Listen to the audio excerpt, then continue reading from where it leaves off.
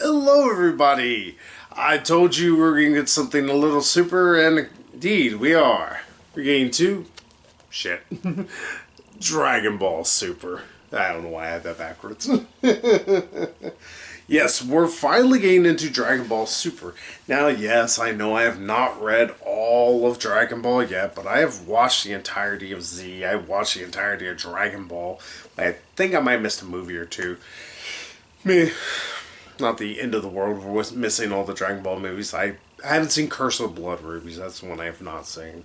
I don't remember that one at all. But to be fair, as far as I can tell, it's not a really memorable, good one.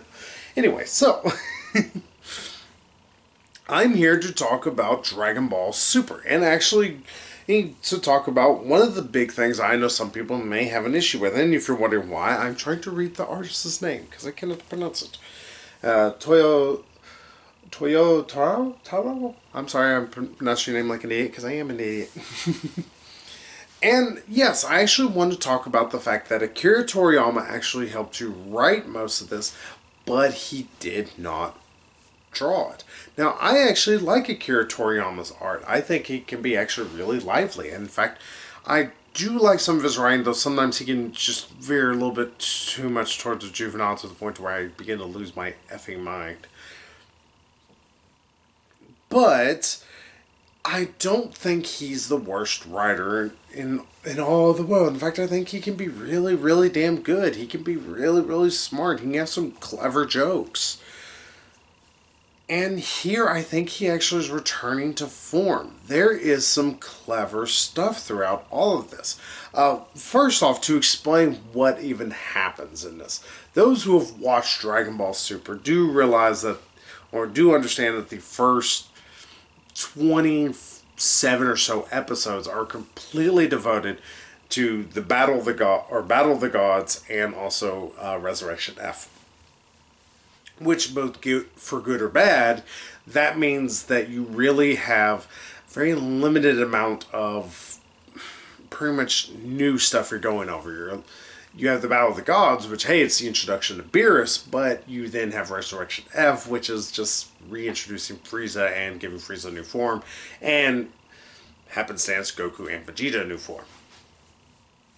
Now, hey, that's cool and all, but I can understand why people might be like, oh, well, that means the first volume is going to be nothing but that. And no, actually. In fact, most of Battle of the Gods, in fact, the more important bits of Battle of the Gods that, have any purpose to Super are the only things that are actually given any weight.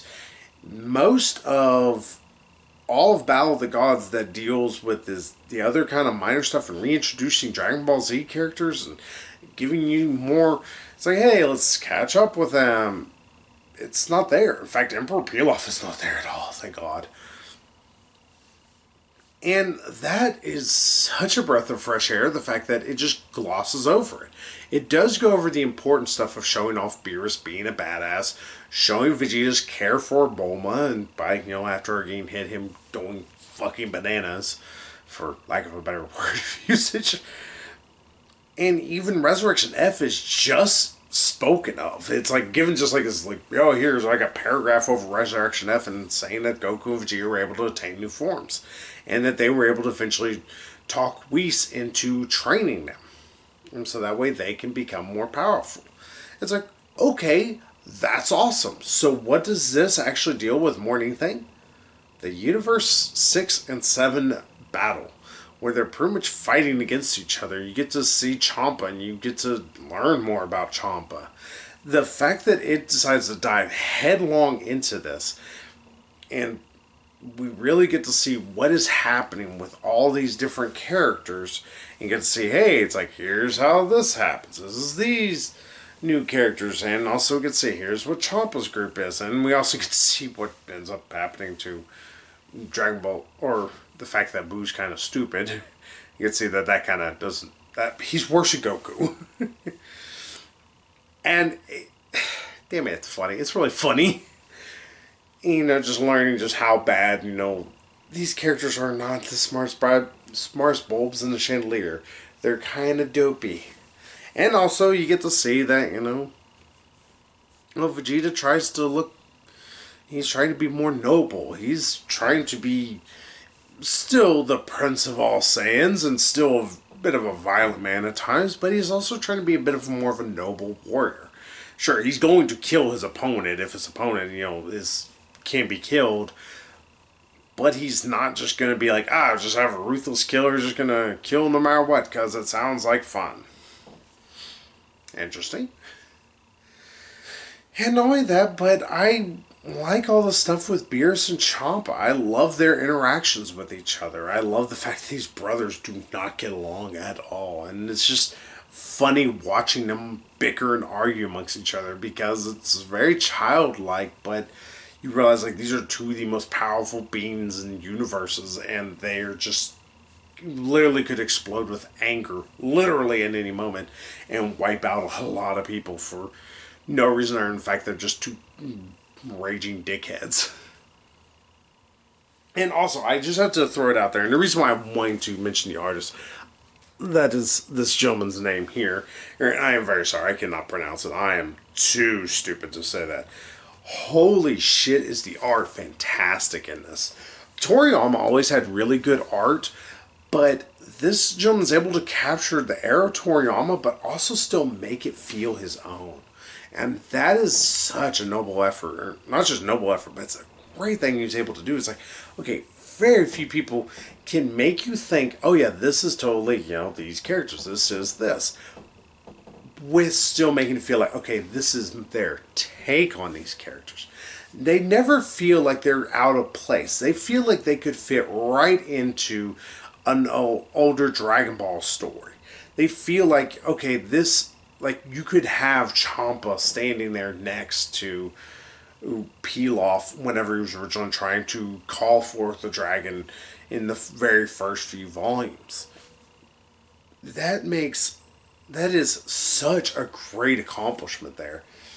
And honestly, this is just fantastic. I cannot help but praise this book enough. And I have heard really great things about it before, and I'm like, okay, is it going to be really that great? I mean, no, it's like, not that I didn't like Battle of the Gods. It took me a couple of refreshing watches till I truly began to appreciate it as much as I do. But this, I feel like a new person to Dragon Ball could pick this up and they'll instantly start to know what's happening, because the characters, they don't talk overtly like exponentially like, oh well, this person is this, but they do give enough that it's like, okay, well, this person is this because of this. Okay, I can get this person is kind of dopey, but I get this person is very headstrong but very proud of who they are, speaking of course of Vegeta. But you get why they are that way, and actually makes you want to read some of the other tales. That is a fantastic thing for somebody to be able to do with a story that is set technically 2 stories after your original one ended. And to make people want to go back and read Dragon Ball, go back and read Dragon Ball Z, and hell, if they ever had actually made an adaptation of it, of GT, in which I almost wish I could ask Tori. I was like, hey, could you just do a thing at GT of your own way you wish it would have went? That would be delightful. But I think this would actually drive people. It's like, oh, I'm going to read more about what makes this character even more interesting. Though there's a lot there, and there's a lot of actual, like, okay, well, this is why they're so prideful. But you can see more of those machinations, more of that in action, and you get to see more of the great fight sequences, especially near the end whenever Goku is having to come across the character Frost. The way in which they act amongst each other, because Frost is a parallel of Frieza, that is actually a really, really damn cool way in which they do their entire fight sequence, especially the introduction of Frost's forms. It's like, okay, that's really cool. And just the way in how a reader like me, and also a person who's watched all Dragon Ball and Dragon Ball Z and read it so far a good chunk of it, that was such a good chilling moment. And I think also for people who haven't read Dragon Ball Z or anything like that, those who just start with Super, that would be like, oh my god, that's actually kind of cool. moment, and it's badass. It's the best way to describe it. I highly recommend this. If you have never picked up a Dragon Ball book in your entire life, you should pick one up now. It's the best it's probably going to be in a while. The humor that is there, it is so far removed from Toriyama's more juvenile stuff that was in Dragon Ball, which could have been a little grating at times. But on top of everything, you just have these great characters that I've loved for years. You actually are seeing them grow. That is fantastic. We're finally getting Goku moving forward a bit. Vegeta's moving forward even better than Goku because, of course, the main character barely moves forward. But he's actually trying to start thinking a little bit like an actual human being. Oh. So yeah, I highly recommend this. If you have never picked up a Dragon Ball book, this is the one to start with. And if you have been turned off by Dragon Ball because maybe Super wasn't quite your thing, I say give it a check out. Some have said this is better than Super. From what I've seen, I would agree. It's also a lot snappier too. Super had some of the times where I just wanted to waste my time, and I was like, oh my god, I can move on with this. Not that Super was bad, just it had a lot of issues with filler. But to be fair, all anime has that issue. Here, filler's cut out and we're getting straight to some awesomeness.